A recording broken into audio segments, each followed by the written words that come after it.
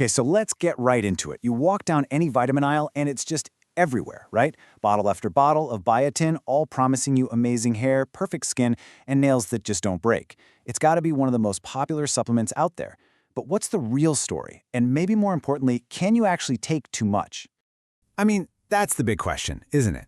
Biotin has been pushed as this super simple, catch-all fix for all our beauty concerns. It seriously feels like everyone is taking it, from your favorite influencer to your next-door neighbor. But is it really the magic pill it's cracked up to be? And this, right here, is the promise that sells millions and millions of bottles.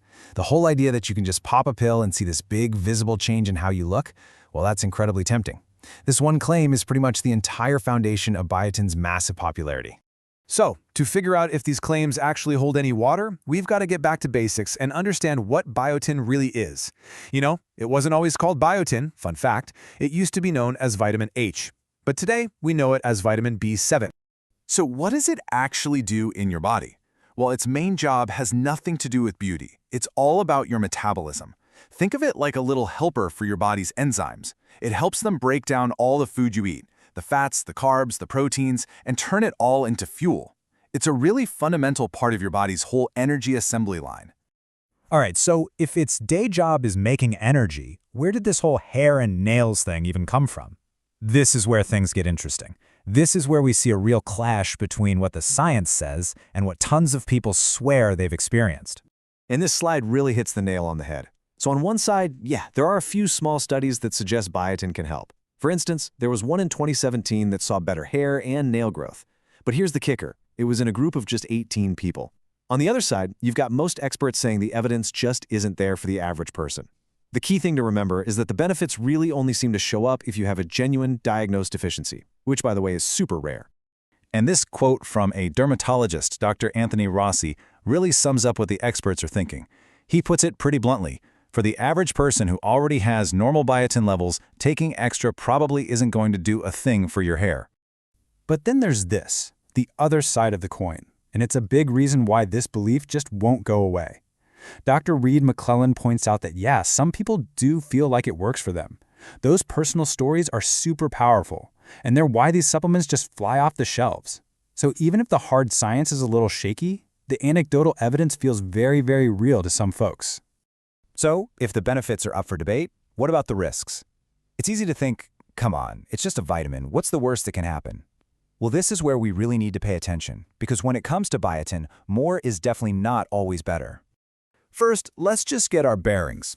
The recommended daily amount for an adult is only 30 micrograms. Okay, that is a tiny amount. A microgram is 1/1,000,000th of a gram. For almost everyone, getting this much from your daily diet is incredibly easy. Now, look at this number. Some popular liquid supplements out there pack a whopping 20,000 micrograms into a single dose.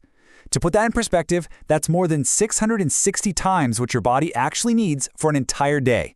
That is just a staggering amount. Okay, now, because biotin is water-soluble, your body just gets rid of what it doesn't use, so you're not going to get toxic poisoning from it. But that absolutely does not mean it's harmless. Some people get minor stuff like nausea, but there's a much, much bigger risk we need to talk about, and this is the most important takeaway. Extremely high doses of biotin can seriously mess with crucial lab tests.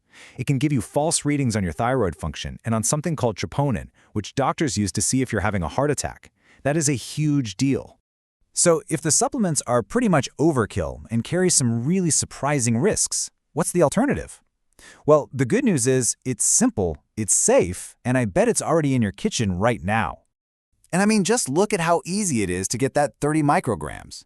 Biotin is found in tons of delicious, normal foods. We're talking about eggs, salmon, almonds, even sweet potatoes. If you're eating a reasonably balanced diet, you're almost certainly getting all the biotin you need. And that's exactly why a true deficiency is so rare. All right, we've gone through the science, the debate, the risks. So let's pull it all together. What's the big takeaway here? When it comes to getting your biotin, what's really the smarter play? Supplements or just food? It really boils down to the simple three-step plan. Number 1, focus on food first. A healthy diet is always going to be your best source for nutrients, not just biotin. Number 2, be a little skeptical of those mega doses. Really ask yourself, do I need hundreds of times the recommended amount? And finally, number 3, and this is the most important one, talk to your doctor. Please, talk to a doctor before you start taking any new supplement. And this is the question I really want to leave you with. That high-dose biotin supplement, it might not be giving you the amazing hair you were hoping for, but it could be giving your doctor dangerously false lab results, and in doing so, it could be hiding a real health problem. It's a pretty powerful thought to keep in mind the next time you reach for that bottle.